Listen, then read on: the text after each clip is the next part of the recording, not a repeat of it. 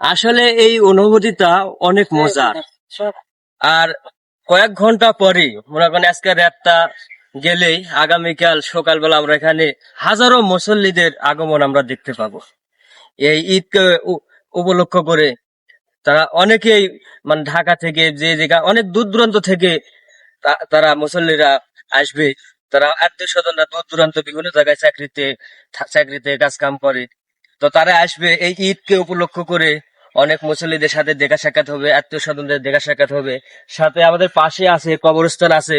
তো এই ঈদকে উপলক্ষ করে কবরবাসীদের জন্য দোয়া করা হবে। তো খুবই একটা আনন্দকর ভালো একটা মুহূর্ত।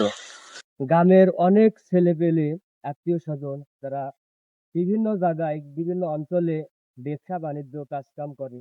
তারা তাদের অবসর টাইমে ঈদের ছুটিতে তারা গ্রামে আসবে এবং তাদের আত্মীয় স্বজনের সাথে ঈদ উদযাপন করবে। এই মুহূর্তটা আসলে আনন্দদায়ক। এবং আমাদের এই দিঘিরপাড় ঈদগাহ মাঠে আপনারা দেখতেছেন ডেকোরেশনের কাজ, গেটটা সাজানো হয়েছে, আরো কিছু কাজ চলবে, তার জন্য আমরা আসি আছি। এবং আমাদের পাশেই দেখতে পাচ্ছেন কবরস্থান আছে। ক্যামেরাম্যান একটু দেখাও, আমাদের কবরস্থান আছে। তো ঈদের ঈদের নামাজের পর সকল মুসল্লি সহ আমরা সকল কবরবাসীর জন্য আমরা দোয়া করব। এটা একটা খুবই একটা প্লাস পয়েন্ট। সবাই ভালো থাকবেন, সুস্থ থাকবেন।